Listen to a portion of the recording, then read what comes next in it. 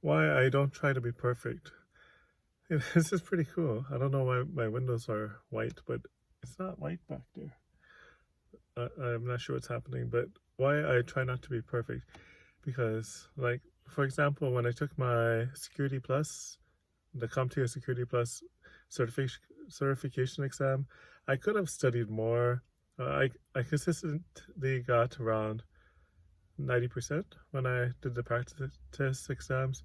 But then if I strive to hit 100% on the practice exams, it probably would have taken me a few more months to take it. And at around 90%, that was enough. I took the exam and passed. Same thing with my CompTIA A plus exam. I was in the 90s for the practice exams and I just took it. So those are some reasons why I don't think you need to be perfect before uh, pushing forward. Just like if, like these videos, I don't think I'm perfect yet with just approaching, talking to a camera. I'm not very good at this, and I know I'm not perfect, but I just do it anyways because I just want to get these videos out there and I want to have my channel grow and become something. And yeah, I don't try to be perfect because you can be pretty good and still achieve a lot. Why be perfect? Like, I don't need to know exactly how to do something. Sometimes I just wing it. No, I mean like not in a horrible way. Like if I know that I don't know how to do something, I would either get help or I'll find out how to do the task I'm trying to do. Like, I'm not gonna completely approach something that I know nothing about and try to be an expert in it. But if I pretty much get the gist of it, I'll proceed and maybe I'll be partially wrong, but that's okay. I know good people around me will tell me that I'm wrong, and then I'll correct and keep pushing forward. That's why I love surrounding myself with people who are not afraid to just tell me like it is, and I find that to be really helpful. I take positive criticism very well. Like, um, I know most of the time when someone tells you you're doing something wrong, it's because it's coming from a good place, and they're just trying to get you. Like, they're just trying to help you out, and you don't need to be perfect. And yeah, like for dating, I didn't need to be the perfect guy to find I mean, I think I may be perfect in my partner's eyes, but I didn't need to be perfect to start dating. When I started dating, I was just delivering food. That was my full time job, and yeah, that was pretty much all I did. Well, besides going to the gym and exercising a bit, but like if I wanted to be perfect before dating, I would have just. I think perfection for myself would have been having a six-figure job or even getting to the point of being retired. But who knows how long that's going to take? I don't want to sacrifice the short term for the long term. Like for example, I don't want to not have a significant other for until I'm like 50 years old, just waiting to make sure everything's in order with my life. Why not pursue someone and then I lay my cards on the table, and if they like me enough, then something may happen, which is what happened with me. And yeah, I wouldn't have the wonderful partner I have. I wouldn't have the wonderful family I started with my daughter if I decided to wait until I was perfect. And yeah,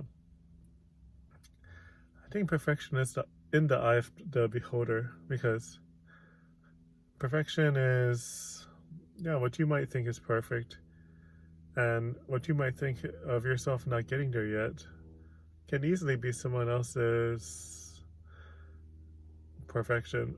For example, like I recently saw a video on YouTube about Prince, the musician, the one that unfortunately passed away some years back.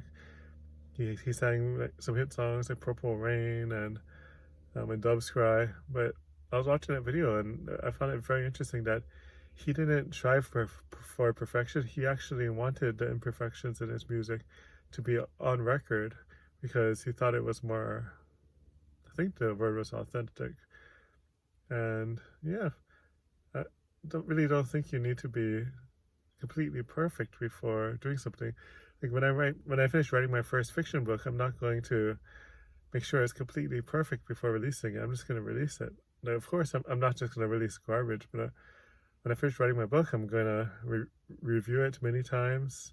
And then after just getting it through it and being happy with what I see, I know that there can be things I could add or take away, but at the end of the day, I'm just going to release it. There's no reason to leave it sitting or working on it for years when it doesn't take that much time. I'm sure like popular and famous authors like Stephen King, I know they have good editors, but they're not going to work on a single book for like 10 years. And like Stephen King is amazing. He just releases book after book after book. And I'm sure like he could have worked on some books longer, but he just doesn't. He reaches a point where he's like, okay, this book is finished, and then he releases it. And I think that's how life is. You don't need to be perfect in every way. Everyone has flaws. Everyone is not good at something. I'm not good at many things, but you just need to keep pushing forward. Eventually, you'll find your way, and that's why I fight for. I mean, I don't fight to be perfect completely. I know I screw up, and then when I screw up, I just apologize. Of course, it's not fun when you screw up. I do feel bad when I mess something up. Like, oh man, I'm sorry. I just didn't realize that I was doing this wrong. But it is a lesson as well. Like, as when I realize I made a mistake, then next time I probably won't make that mistake again. And yeah, so I think perfection is, it's not something that's really necessary. And well, if you're going to be a doctor, I definitely wouldn't want like a C student operating on me. There is some merit to being perfect if you're a surgeon. You don't want to haphazardly just cut someone open. You want to know like exactly where to cut, and I know that needs to be more precise.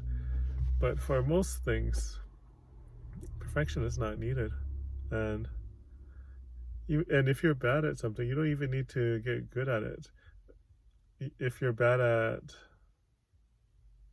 some things, you can outsource things usually. Like, for example, if you're bad at fixing things around the home, you can just hire someone to fix, like, say your washing machine or your dryer, or to fix your roof or whatever it may be.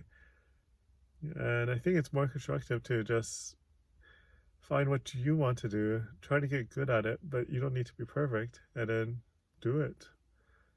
If you try to get extremely good at it, it can take you years, and you may not reach what you consider perfect ever, and that could just delay things for a really long time for yourself, when you could have just been pretty good at something and you love doing it, so you just do it, and then things turn out well, and you enjoy life.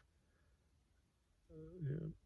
And look at all, there's many singers, they're not in the top, the music's not in the top 10, and they're pretty good at singing, but they make it in the top 100, and that's good enough for them.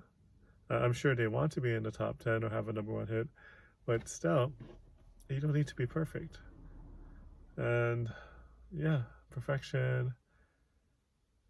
I do like it when I feel like I've perfected something, but as long as it's very close, or just, and it depends what it is. If it's something really important, then getting it as close as perfect as possible is important. But if it's something that's like something moderate, something that's not super important, I think it's okay for it not to be perfect. You know, it doesn't need to be perfect in every way. And yeah, my message is don't go for perfection.